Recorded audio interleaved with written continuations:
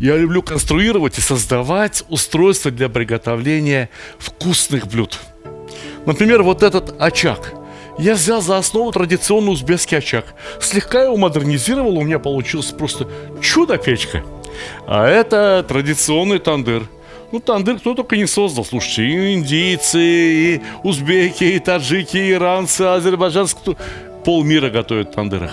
Но я модернизировал и этот тандыр.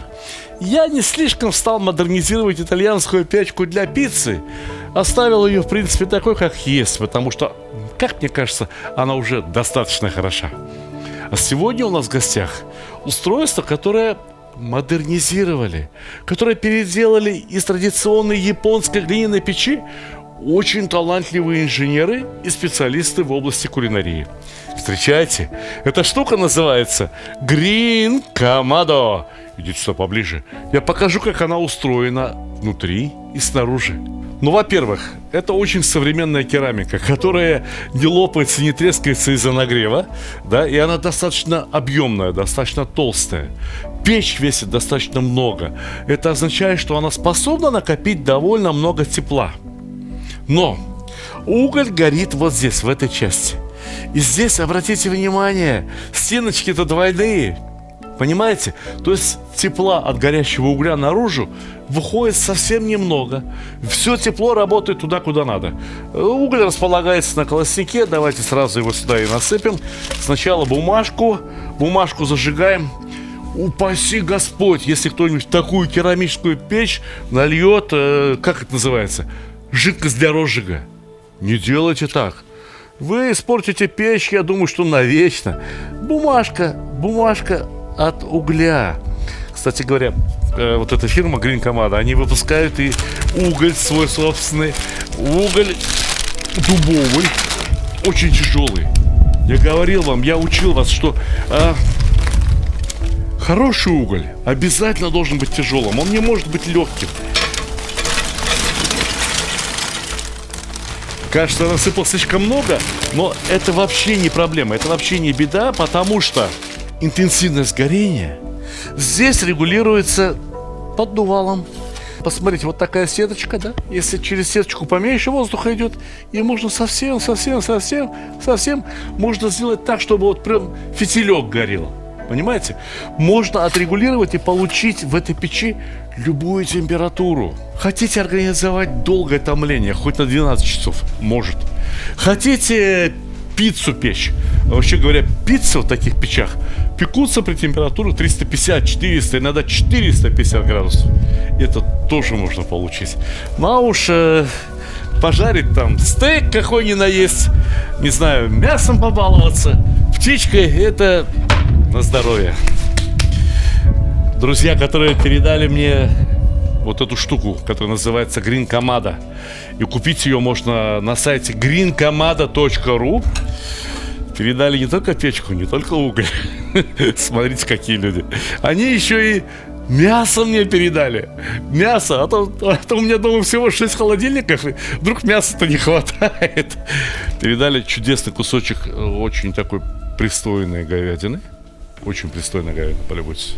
Красиво? И посмотрите, какой-то добрый человек. Идите сюда поближе. Я умираю со смеху. Идите сюда. Он для меня, этот добрый человек, разметил мясо. Чтобы я вот стейки нарезал правильные с его точки зрения. Понимаете? Правильной толщины. А я сегодня хотел снять экспериментальный ролик. Ролик, в котором мы с вами выяснили бы, стейки какой толщины получается лучше, сочнее и вкуснее. Хороший кусочек на 3 моих пальца. Отлично. Таких у нас получится даже 2. Один кусок у нас получится такой, как нам рекомендовали. Красота. С ладошку размером, весом грамм 250. Чудесно. А вот это вот, пускай у нас их будет 2 пробных. Мы их по-разному пожарим, по-разному приготовим и увидим, в чем разница. Ну и тут есть кусок обычного мяса, не мраморного, купленного на рынке, но выдержанного. И из него я хочу попробовать приготовить совсем тонкие стейки, тоньше вот этого. Раз кусочек.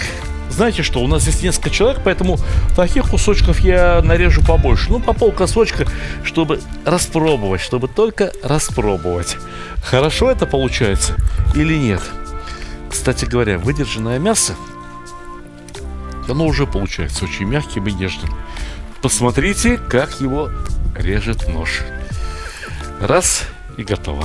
А еще я хочу приготовить сегодня, даже это не стейки, это то, что по-корейски называется бульгоги. Бульгоги в переводе с корейского языка означает огненное мясо. Там в Корее мясо нарезают так тонко, что через него газету читать можно. Вот посмотрите, буквально прозрачный кусочек мяса. И получается это мясо очень вкусным, потому что жарят его даже не минуты. Вот не поверите, его жарят буквально секунды. Правда, сначала такое мясо маринуют в особом маринаде. И на счастье, у меня бутылочка такого маринада как раз есть. Я вам покажу, может быть, вам попадется где-нибудь, купите тоже. Вот он так и называется, маринад для бульгоги. Это не реклама. Мне за это никто не заплатил. Как жаль. Как жаль, что нам никто за это не заплатил. Но я просто делюсь с вами полезной и хорошей информацией. Потому что вот эти корейские готовые маринады работают просто как ураган. Мясо получается восхитительно вкусным. Но какой бы хороший ни был маринад, я Стали Ханкишиев. Я привык все солить.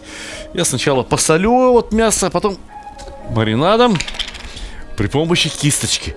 Правда, маринад должно быть довольно много. Вот посмотрите. Ух, какая красота. И знаете, он пахнет. Он пахнет восхитительно. Вот прямо очень, очень вкусно пахнет. Ну все, пусть постоит. И еще бы правильнее было бы, чтобы постоял не здесь, где сейчас адски холодно, снежинки падают, май месяц называется в Москве, а пусть постоял бы в теплом месте. Мясо, прежде чем отправляться на гриль, должно согреться. Оно должно иметь как минимум комнатную температуру. Ну и вот эти куски мяса тоже следует просолить. Я учился в институте. В хорошем институте, у хороших преподавателей, буквально у профессоров. И я отлично знаю, что такое осмос. И почему, если посолить мясо, из него выходит немного мясного сока. Чем толще кусок мяса, тем обильнее я его солю. Вот эти тонкие куски можно посолить более чем умеренно, потому что соль в них проникнет, буквально, не знаю, там, за 15-20 минут мясо будет уже достаточно просоленным. А вот эти крупные куски мяса, хорошо бы, чтобы они постояли вместе с солью хотя бы пару часов. Да, крупинки соли заставят выделиться сок. И в этом самом соке соль и растворится. И только раствор соли способен проникнуть вглубь мяса. Уж некоторые говорят: не, солить не надо, мы пожарим, потом нарежем и посолим сверху. Ерунда получается. Ерунда на постном масле. Мясо отдельно, соль отдельно. Кстати говоря, про постное масло постарайтесь не забыть, ребята. Хорошо бы смазать маслом не решетку, а именно сами куски мяса. Для чего? Ровно для того, чтобы мясо не прилипало к решетке. И еще раз вернемся к соли. Можно, конечно, посолить и потом. Только вот это несоленое мясо, когда оно попадает на наши вкусовые рецепторы, не опознается нашим организмом в качестве еды. Когда попадает в рот соленое мясо, извиняюсь за подробности, выделяется слюна. И мясо кажется нам очень сочным, очень вкусным. Когда попадает несоленое мясо, у него и цвет другой, у него и запах совершенно другой. Да вот, посмотрите, вот этот кусок мяса, только что от него отрезали. Мясо соленое моментально меняет цвет. Точно так же оно меняет и вкус, и запах. Я не случайно сначала соль, а уж потом перец, потому что перец сработает в любом случае. Масло, в том числе и для того, чтобы в нем растворился аромат черного перца. Некоторые говорят, а черный перец сгорит, там огонь будет. Не сгорит ничего. Мясо влажное. Нагреть его выше 100 градусов можно, но только тогда, когда из него влага испарится. Потому что вода выкипает при температуре 100 градусов. Ну как при температуре 100 градусов, или даже 130, или даже 150 может сгореть черный перец? Да нет, конечно.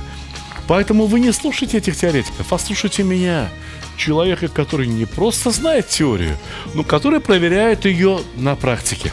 Итак, сегодня мы с вами будем проверять, стейк какой толщины лучше всего выглядит в нашем желудке. Судя по термометру, в печи уже 300 градусов. И уголь разгорелся, потому что дым не идет. Хороший уголь должен гореть без дыма. Ну, посмотрите, полюбуйтесь. Красавица, а не уголь. И сверху этого угля решетку. Знаете, некоторые раскаляют решетку едва ли не до малинового цвета. И потом, когда кладут на нее мясо раз и моментально почернело. Не думаю, что это правильно. Цвет вот этих полосочек от гриля на мясе должен быть красным, очень аппетитным.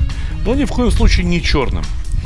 Я хочу приготовить толстые куски мяса, толстые стейки, двумя разными способами. По одному способу я буду готовить так, как считаю нужным, с перерывом, с отдыхом для мяса. А второй кусок мяса я буду готовить при более слабом нагреве и за один раз, то есть довольно долго. Вот эти тонкие куски мы приготовить всегда успеем, и им готовится буквально по 2 минуты, больше не надо. Ну а сейчас надо прислушаться к мясу. Когда оно зашкварчит, самое время переворачивать.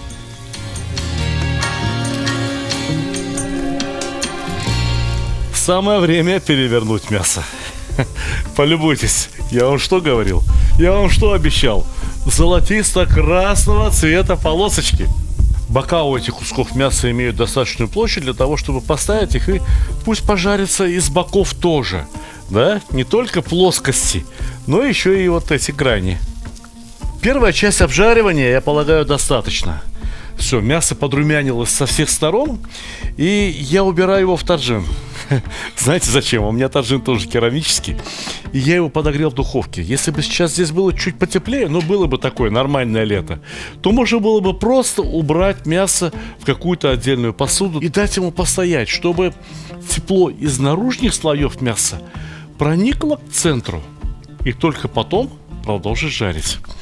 Ну а сейчас я перекрываю доступ кислорода, оставляю совсем-совсем небольшую тягу, потому что следующий кусок мяса я начну жарить вот при слабом нагреве и буду его жарить до готовности. Посмотрим, что у нас получится. Куда бы его положить? Да вот пусть вот здесь и лежит. Накрываем крышку и перекрываем хайлом, ну дымоход, простыми словами, почти что полностью. Чуть-чуть пускай воздух проходит сквозь печь. И мясо пускай именно печется, а не жарится на очень ярких углях. Кусочек мяса жарится уже минут 10, наверное. Ох, какой дым красивый выходит. И самое время вставить в него щуп термометра, чтобы контролировать его готовность. Потому что я и дальше намерен запекать этот кусок мяса именно под крышкой. Подойдите поближе. Посмотрите, как протыкается кусок мяса. Чувствуете, что он внутри еще как будто бы и жидкий. Понимаете, в принципе, можно было бы и не вставлять в него термометр. Вот потому как мясо колеблется внутри, оно внутри еще как бы жидкое. Можно было бы понять и без термометра, что тут температура не выше 35 градусов. А хорошая говядина получается, когда она достигает температуры примерно 50-52 градуса. Но не выше. Я вас прошу. особенность этого керамического гриля состоит еще и в том, что мясо нагревается не только с одной стороны, не только со стороны горящего угля, но буквально со всех сторон. Ведь он очень горячий, все уже, к нему не прикоснешься, хотя 200 градусов всего лишь на все показывает. И вот эти 200 градусов обогревают мясо и сверху, и с боков, и снизу. В принципе, кусок мяса можно было бы и не переворачивать, но я время от времени это делаю. А еще я хочу обратить ваше внимание, как много дыма накапливается внутри этой печи. Ведь фактически мясо сейчас не только запекается, но еще и коптится, напитывается дымком, который, собственно говоря, из самого мяса и происходит. Мясной сок, мясной жир капает туда в уголь, и вот возникает этот белый густой дым. А это розмарин. Розмарин, если его опустить прямо на угли, дает восхитительный, изумительный запах. Вот этот запах мясу, как я думаю, не помешает. Мы выходим практически на финишную прямую. Все, мясо готово. Термометр говорит, что мясо более чем готово, и дольше его жарить просто не надо. Однако, как бы ни было приготовлено мясо, что мясо жареное, что мясо запеченное, что шашлык, не надо его резать сразу.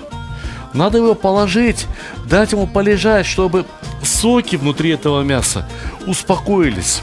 А нам сейчас пора открыть поддувало и дать разгореться угольку как следует.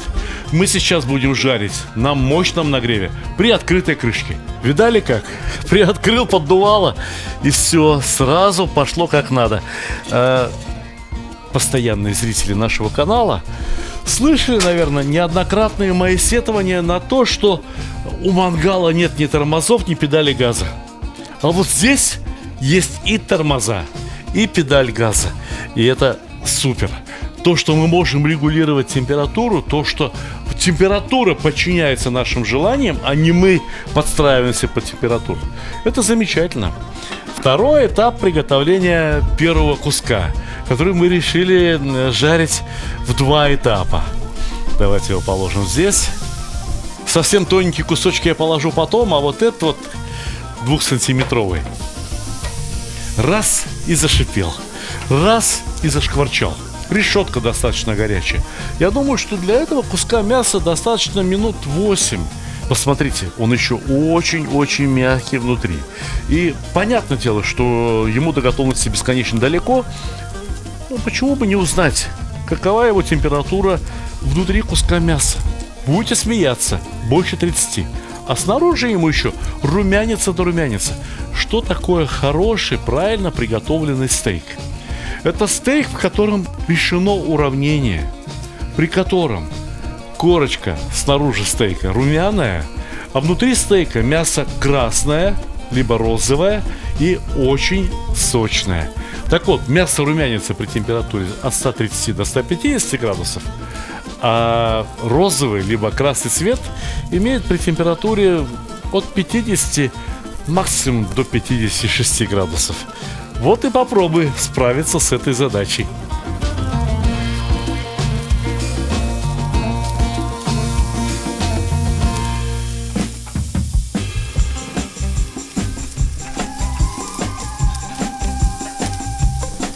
Ну что, пора начинать жарить и вот эти тоненькие кусочки. Погодите, только я сначала вот этот переверну. Ох, как красиво, как аппетитно шкварчит. Кусочки мяса тоже замечательные, и я думаю, что их я буду жарить не более 2 минут с каждой стороны. А потом посмотрим, прав я или не прав. Очень хотелось бы, конечно, и этому мясу придать вот тот самый аромат живого огня. Но сейчас крышка открыта, дым-то тут появляется, но он раз и сразу ушел. Что делать? А ничего не делать. Подложим розмаринчику и пускай себе дымит. Можно и щепки замоченные в вине, можно даже зеленый чай. Попробуйте как-нибудь насыпать в гриль зеленый чай. Только он сразу сгорит. Вместе с рисом его смешайте и насыпьте. Получится очень интересный восточный аромат. Знаете, вот этот средний кусок мяса, не самый толстый, не самый тонкий, я его больше мучить не хочу. Он уже хорош. Я даже его температуру проверять не буду. Я только посыплю его. Да все. Разваливается в щипцах. Я его только перцем посыплю, как и первый кусок мяса, который у нас здесь лежит, ждет своего череда. Когда же мы его попробуем? Он прямо так и говорит: ах, когда же меня попробуют? Сейчас. Перчику чуть-чуть. И пусть постоит. Хо-хо-хо-хо. Какое красивое, какое румяное. Подойдите, полюбуйтесь, пока не поздно.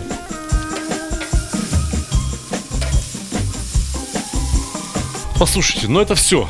Это все отлично, очень замечательно готово. Снимаем, пусть они подождут. Пусть потомятся еще здесь, в горячей посудинке, прежде чем мы эти лакомые кусочки мяса начнем пробовать. Эти-то и нарезать не надо. Прям вот бери, клади на кусок хлеба и вперед. А вот эти толстые надо будет аккуратно нарезать. Не забудьте посыпать перцем.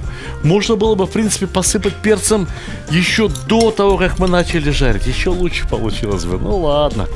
Пойду на поводу у публики. Тем более, что мне осталось-то приготовить только вот это вот корейский в бульгоге. Да здесь мясо-то, господи, боже мой. Совсем чуть-чуть. Ему перчика вот, щепотки буквально хватит. Ну а сейчас все в режиме реального времени. Прям вот засекайте, считайте, давайте. 1, 2, 3, вот так, вслух. Считаем, и мясо готово. Поехали.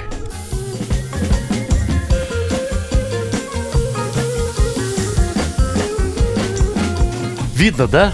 Мясо насквозь меняет цвет. И все, переворачиваем. Куда его? О, даже лишнее пожарил. Потерял навык приготовления бульгоги. Но ничего. Зато следующие кусочки получаются просто отменными. Знаете, как такие кусочки мяса едят в Южной Корее? Берут такие просторные листья салата, кладут туда дольку чеснока. Ну а куда корейская кухня без чеснока? Кладут туда кусочек зелененького острого перца, подкладывают туда пресного риса, кладут туда что-нибудь острое, типа кимчи, либо какую-нибудь приправу остренькую. Все это сворачивают в кусочек. И потом, можно я правду скажу? Ну из песни слова не выкинешь. Ну как можно рассказывать про корейскую кухню, не рассказать, что они пьют сойджу. Вы узнаете потом из словарей, что это такое. Выпивают рюмочку сойджу и закусывают таким, как это сказать, это не бутерброд, эдакий ролл из овощей, вот такого восхитительного мяса, кимчи и кусочка риса. Я прикрою гриль, грин-камада, для того, чтобы уголь в нем не остывал. Мне еще в нем пиццу печь. Мне еще в нем баранью ногу запекать целиком. Но все это вы увидите в следующих сериях. А сейчас вам осталось только посмотреть, как будет пробовать это мясо съемочная группа. И по их лицам снимете, поймете, восхищение, недоразумение или разочарование. А я на этом с вами прощаюсь. Спокойной ночи, малыши. Приобретайте чудо-печь Green-Kamada на сайте greenkamada.ru. Готовьте мясо и наслаждайтесь, ребята, жизнью. Давайте начнем с корейского. Он самый тоненький. Берите вилочки. Вилочки разбирайте. Тоненький, а внутри розовый остался. Смотри, видишь? Как надо. Попробуйте, ну-ка, попробуйте.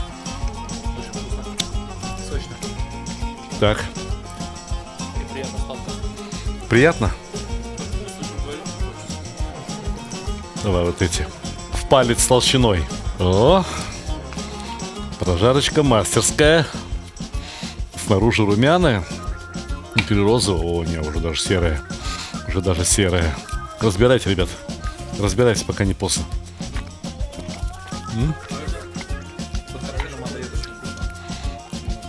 И стейк, что называется, средней толщины. О, Однако вот эта полоска серая совсем, она мне не очень нравится, откровенно говоря. Нет, съесть-то все можно. И более того, я точно знаю, они сейчас скажут, что это вкусно. Но хороший стейк не должен иметь такой толстый серый слой. В нем должно быть как можно больше вот такого розового и как можно меньше серого. Пробуйте, пожалуйста. Давайте. Приятного аппетита.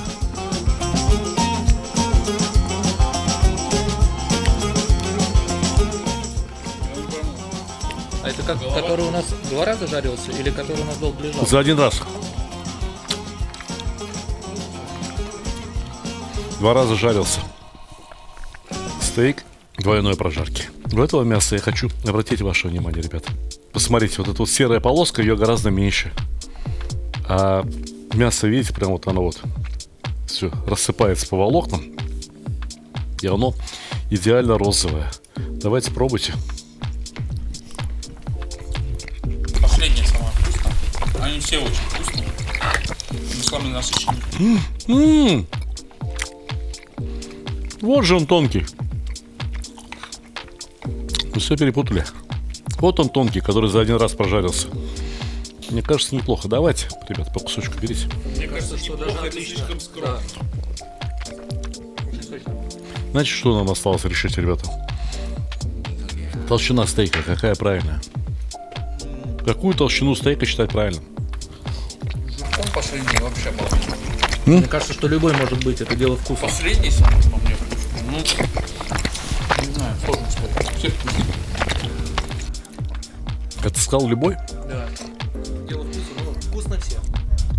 Жарьте хоть стейки, хоть шашлыки, хоть котлеты. Любого размера, любой толщины. Самое главное, слушайте дядю Сталика Ханкишиева. И вам будет всегда вкусно. Давайте. Вот теперь уж все. Теперь уж точно, пока. Видите, у нас очень много дел. У нас вот мясо надо доесть. Режиссеры, выходите.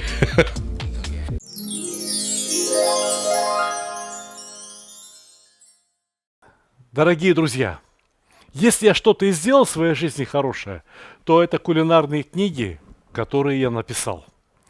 Вот эти 2 занимали первые места на международных конкурсах, но дело даже не в этом. Когда их даешь кому-либо в руки, люди берут и говорят, дорого стоит, 1008 или 10. То есть люди оценивают их в 3 раза дороже, чем они стоят на самом деле. Но сегодня у меня для вас отличная новость. Скоро наступает летний сезон. Нужно будет готовить что? Шашлык. Для этого есть книжка «Мангал». Те, кто покупает книжку «Мангал» вместе с книгой «Казан», шикарная книга, между прочим, получают абсолютно уникальную книгу о марокканской кухне совершенно бесплатно. Знаете, что такое марокканская кухня? Кто полюбил узбекскую, кто полюбил азербайджанскую, тот полюбит и марокканскую. Потому что это как бы продолжение тех же самых блюд, только с абсолютно другим вкусом. Готовится очень просто. Готовится из тех же самых продуктов, из которых и мы в основном готовим, и с теми же самыми специями, что продаются у нас повсюду. Но получается что-то новое. А кулинария и есть наука о новых блюдах. Итак, «Мангал», книга «Казан», и вы получаете книгу «Таджин Кускус» о марокканской кухне. Совершенно бесплатно. Сама по себе эта книга стоит 3000 рублей. Но это еще не все. Вот здесь у меня есть книжка «Счастье кулинара». Во многом эта книга автобиографическая. Она о моем кулинарном становлении. Что я любил в детстве, что мы с супругой готовили в молодости, что мы любим готовить сейчас. Это книга о нашей семейной кухне. Но, разумеется, моя самая большая любовь – это плов. Итого, книга «Плов» и книга «Счастье кулинара». Кто покупает их вместе, получает книгу про марокканскую кухню опять бесплатно. Книги можно заказать с автографом. Вот эта книга нынче чемпион по продажам, потому что это самая новая книга, составленная по рецептам, которые вы выбрали. Вы смотрели эти рецепты больше всего в Ютубе, вы их чаще всего лайкали, вы чаще всего подписывали, просмотрев ролики с этими рецептами. 75 уникальных, самых вкусных рецептов вот здесь. Помимо этого, я хотел бы предложить вам очень интересную книгу о чеченской кухне. Эта книга так и называется «Кухня чеченского народа». Шикарный том. Опять-таки, что-то новенькое. Не то, что вы готовите всегда. Хотите развиваться дальше? Хотите узнавать что-то новое? Вот она. Книга о чеченской кухне. Кавказ, что может быть лучше? Лучше может быть только книга о баранине. Книга «Казан-баран» и моя самая первая книга, которая продается уже 17 лет. «Казан, мангал и другие мужские удовольствия». Так любит ее народ, что каждый год приходится допечатывать тиражи. К слову говоря, книга «Таджин Кускус» только кажется маленькой. На самом деле она чуть-чуть больше, чуть-чуть шире, чем книга «Казан-мангал». Вот она насколько больше. Вот она насколько шире. Точно такая же по толщине, отпечатанная на роскошной бумаге. Если кто-то захочет купить вот эти две книги, «Казан» и «Плов», разумеется, тому человеку я тоже подарю книгу «Таджин Кускус» совершенно бесплатно. А если кто-то захочет купить 3 книги о чеченской кухне, а так часто бывает, люди покупают сразу несколько книг, а потом просят меня: эту книгу подпиши для Сергея, эту книгу подпиши для Рустама, эту книгу подпиши для Бориса. И все, у этого человека решен вопрос с подарками. Итак, хотите ли вы купить что-то для себя, хотите ли вы купить что-то в подарок друзьям, всегда есть выбор. Одну книгу берете себе, одну книгу другу, третью получаете бесплатно. Заходите в мой магазин stalik.ru. Книги мы знаете, как упаковываем? Во-первых, картонная коробка. Во-вторых, обязательно пузырчатая пленка. И только потом пакетик, в котором вам эту книгу и доставят. Все книги доставляют в идеальном состоянии. Не помятые, не порванные, как это бывает очень часто, к сожалению, в маркетплейсах.